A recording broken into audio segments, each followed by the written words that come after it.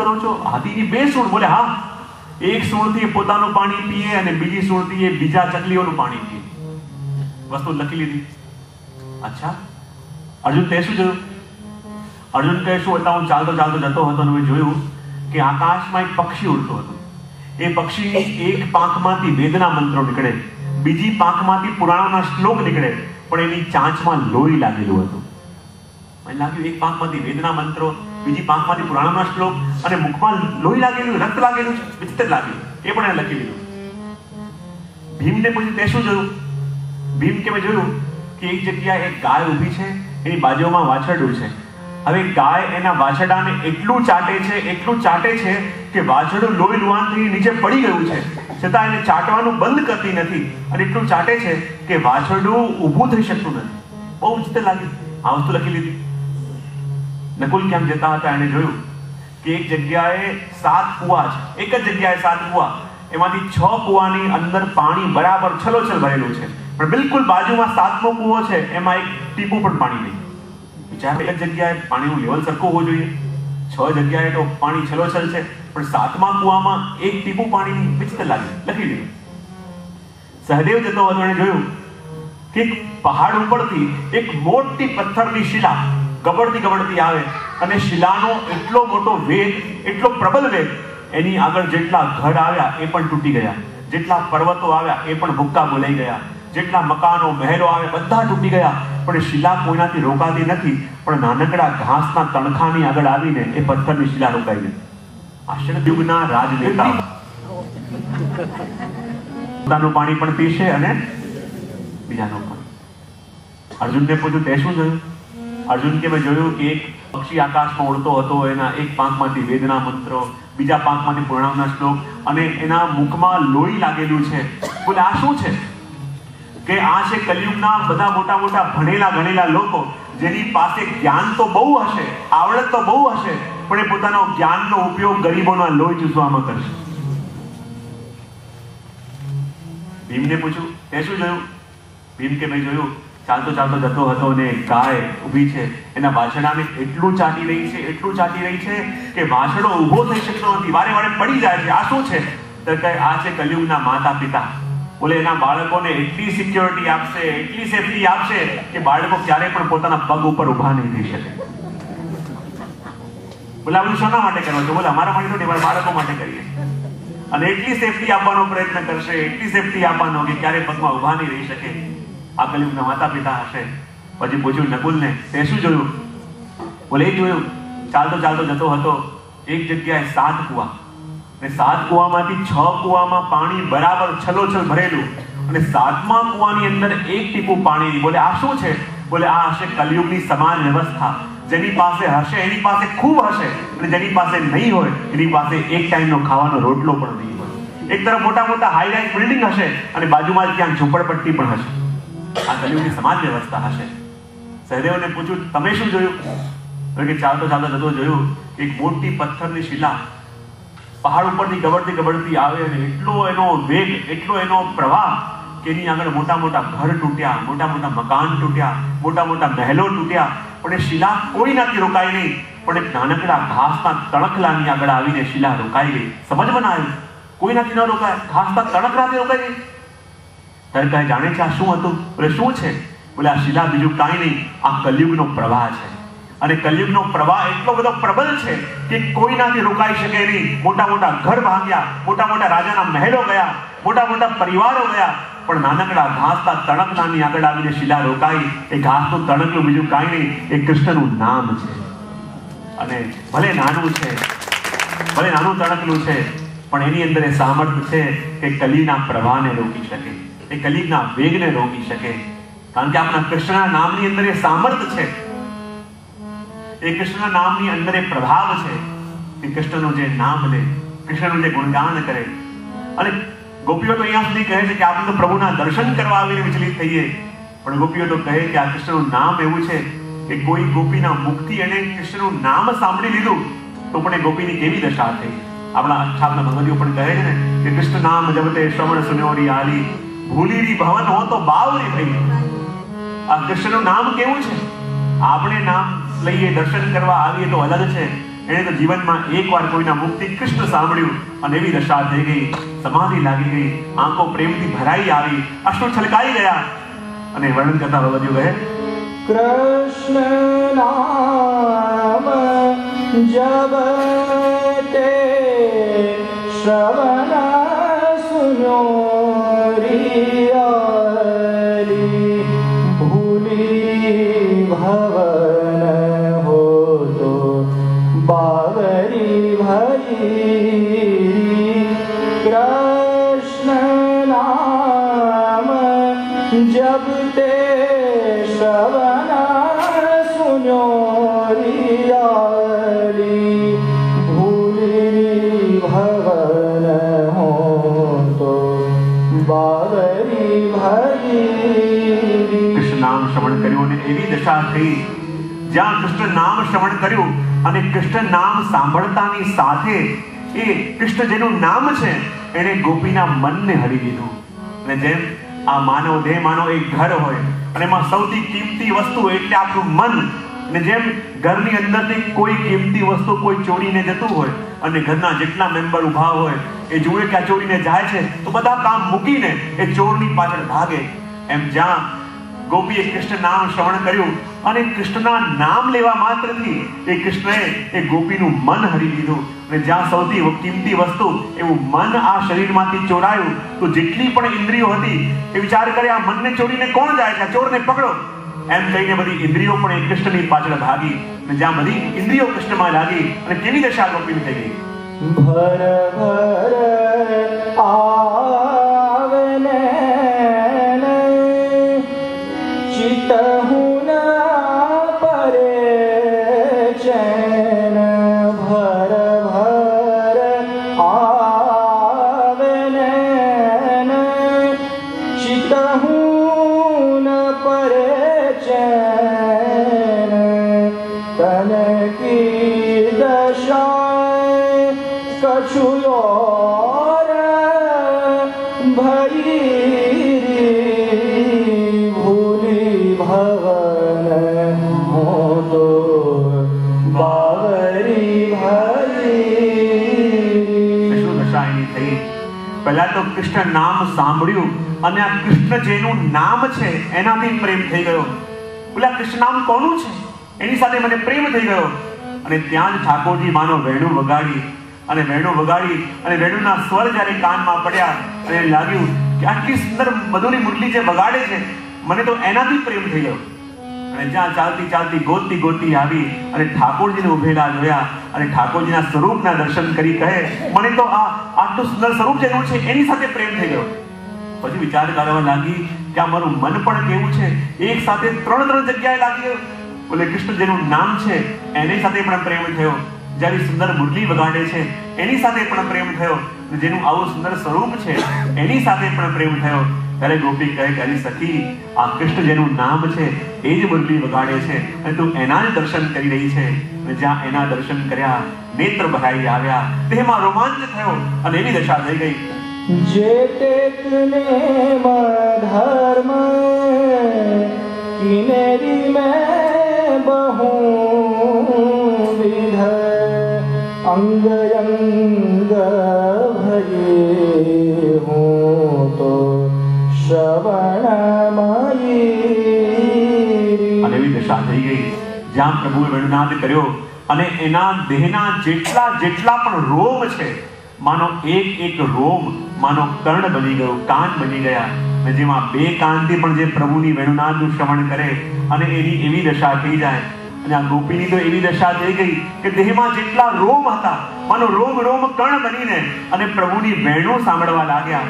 તો જેના રોમથી પ્રભુની વેણુ સંભળાઈ રહી હોય એ ગોપીની દશા કેવી થાય? અને માટે તો આગળ વર્ણન કરે. નંદદાસ જાકો નામ નંદદાસ જાકો નામ શ્રવણ સુનાત યગતિ. નંદદાસ જાકો નામ શ્રવણ સુનતા माधुरी मूरत के धो कैसी दलीरी भूरी भवन हो बाबरी भाई कृष्ण नाम जब ते श्रवण सुनो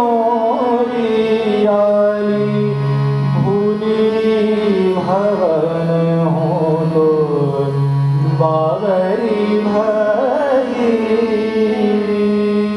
भूली भवन हो तो बाबरी भाई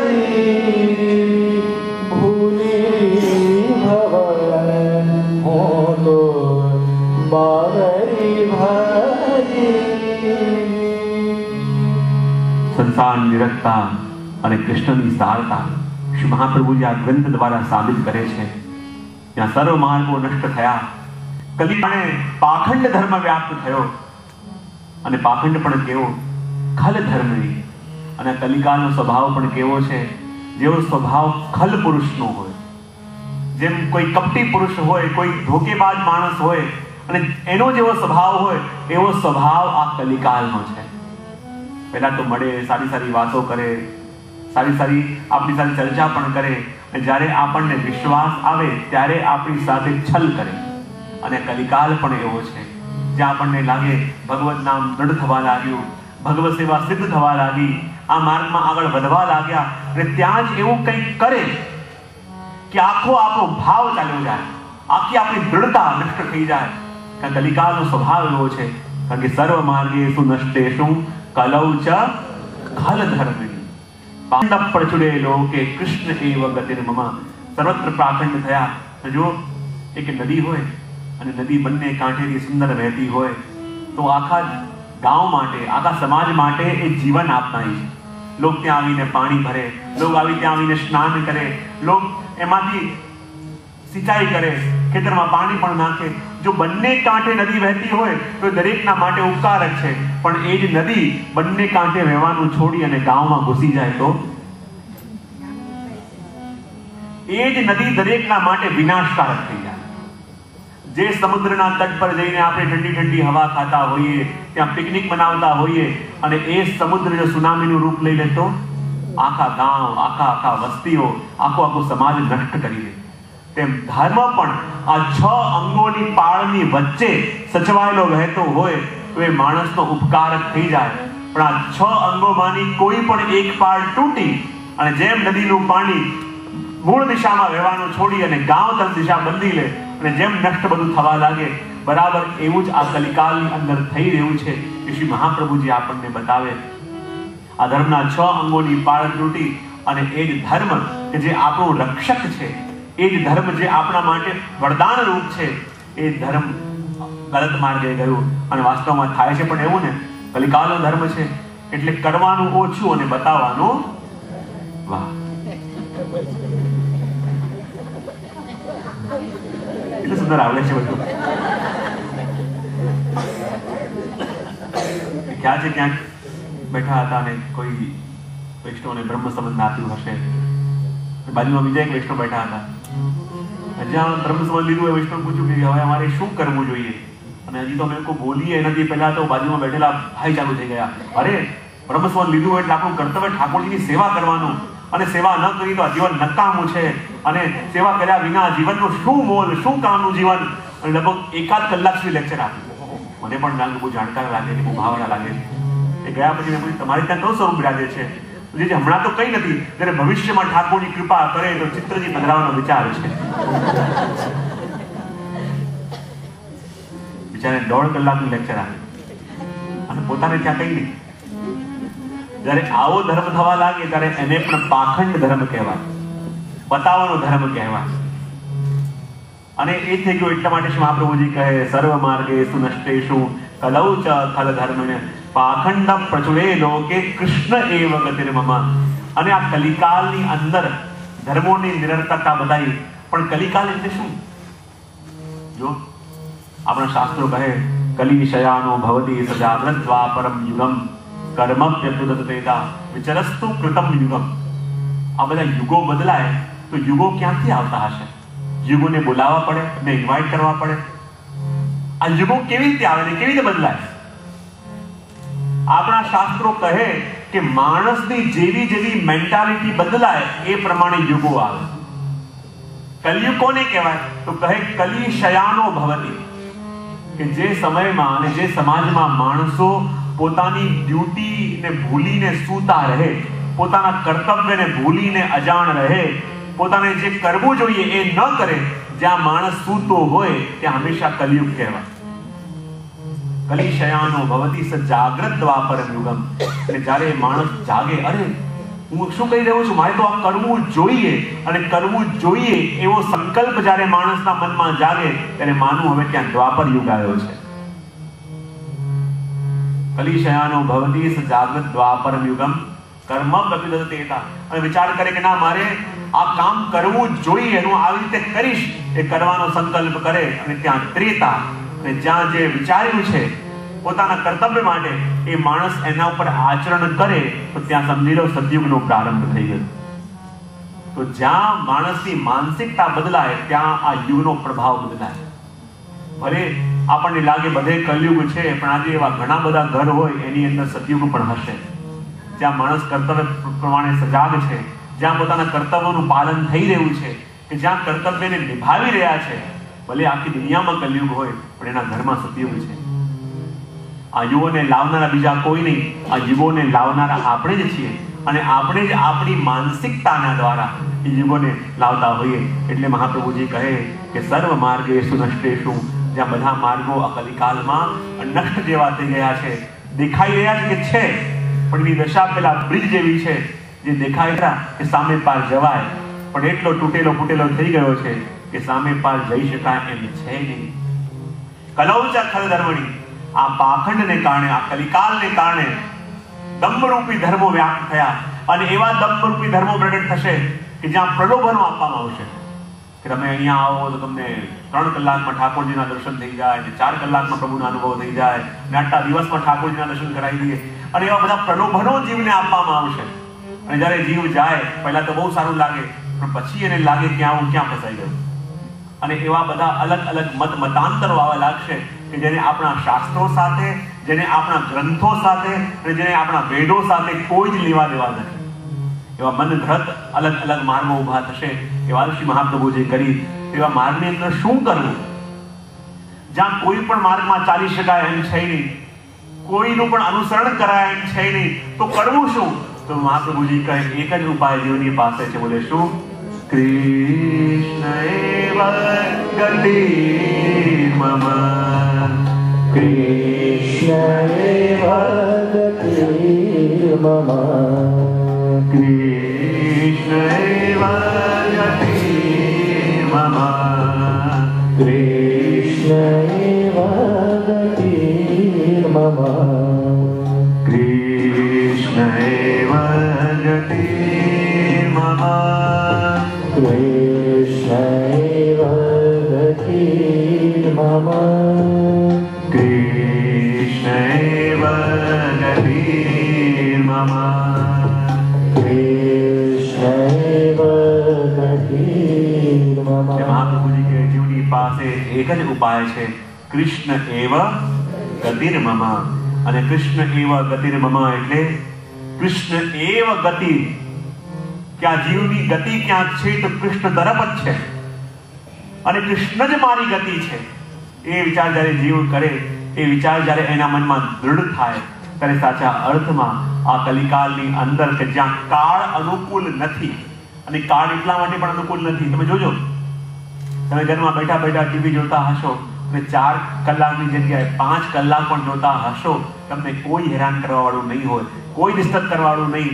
જ્યાં વિચાર કર્યો કે 4 કલાક ટીવી જો, એકાદ માળા ફેરી લો, અને જ્યાં ટીવી બંધ કર્યો અને હાથમાં માળા લીધી, સુતા જાગી જશે, ત્યાં ડોરબેલ વાગવા લાગશે, ત્યાં જ કોઈ બોલાવવા આવશે, ત્યાં જ કોઈ મળવા આવશે. આ બધું શું છે? તમારી ઈચ્છા છે કે તમે પ્રભુનું નામ લો, તમે પ્રયત્ન પણ કરો છો કે પ્રભુનું નામ લો, પણ આ યુગનો પ્રભાવ એવો છે, કાળનો પ્રભાવ એવો છે કે તમારી ઈચ્છા હોવા છતાં, તમે પ્રયત્ન કરો છતાં પણ તમને પ્રભુનું નામ લેવા નહીં. અને એવા માર્ગની અંદર, એવા કપરા સમયની અંદર પ્રભુનું શરણારવિંદ, પ્રભુના ચરણારવિંદમાં આપણું શરણ એ જ એકમાત્ર આપણા માટે ઉપાય છે. એવા મહાપ્રભુજી આ પ્રથમ શ્લોકની અંદર આપણને બતાવી. આજે તો જો કેટલો સુંદર સંયોગ, કૃષ્ણ એવા ગતિમાં કહ્યું, પ્રભુ જ આપણી ગતિ છે. અને આજે મનોજ પણ કયો છે નંદ મહોત્સવનો, કે પ્રભુ પ્રગટે અને પ્રભુ પ્રગટીને એમના ચરણોનો આપણને આશ્રય આપે તો એ જ કૃષ્ણાશ્રય થયો કહેવાય. માટે આજે પ્રથમ શ્લોકનું દર્શન આપણે કરીએ છીએ અને આગળના 2 દિવસોમાં એ અન્ય શ્લોકનું દર્શન કરીશું. એ સમય આપણો થઈ ગયો છે એટલે વિશેષ કંઈ ના કહેતા હવે એક વધાઈનું પદ ગવાશે નંદ મહોત્સવની. એના પછી આપણે નંદ મહોત્સવ અહીંયા કરીશું, બલનાથ ગાવામાં આવશે અને નંદ મહોત્સવનો આનંદ આપણે લઈશું. बोलिए वल्लभा श्री कृष्ण कन्हैया, श्री गोवर्धन श्याम सुंदर श्री यमुने. एक नंद महोत्सव की बधाई. एना पछी नंद महोत्सव मनाईशुं आपणे बधा. એટલે અહીંયા તો પ્રભુ પ્રગટે અને સાથે સાથે અહીંયા બેસેલા દરેકના હૃદયમાં પણ પ્રભુ પ્રગટે તો જ પ્રભુનો આશ્રય થાય. એક નાની બધાઈ.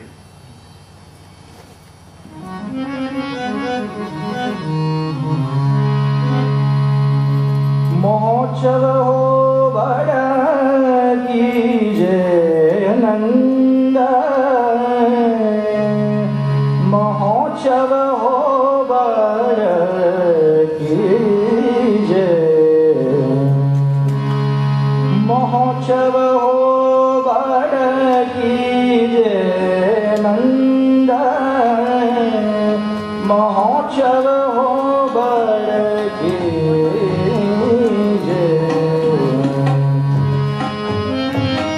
अपने लाल पर वारियों छावर, अपने लाल पर वारियों छावर, सबका हूँ को दीजे नंद, महोत्सव हो बड़ कीजे. विप्रण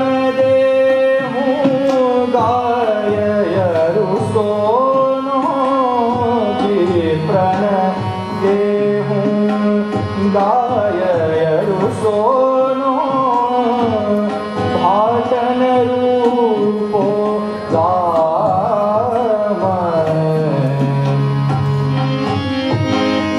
चुमकी देहो पाटंबर भूषण, पूजे मन के काम नंद, महोत्सव हो बड़ कीजे.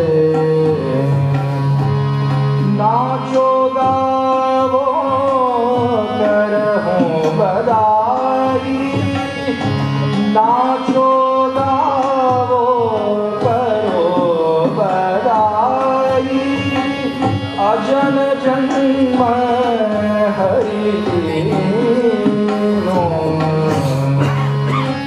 यह अवतार बाल लीलारस, परमानंद ही दीनो नंद, महोत्सव हो बड़ कीजे,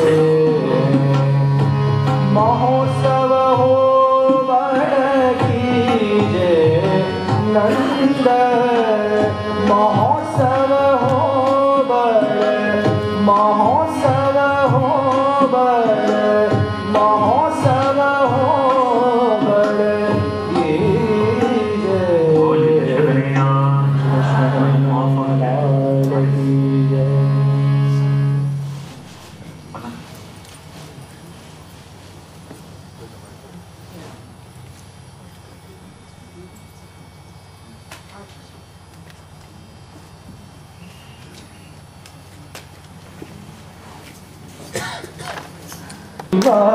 प्रगट थया वन मारी, प्रगट થયા વનમાળી ગોકુળમાં ગોકુળમાં જીતીવાણી પ્રગટ થયા વનમાળી પ્રગટ થયા વનમાળી ગોકુળમાં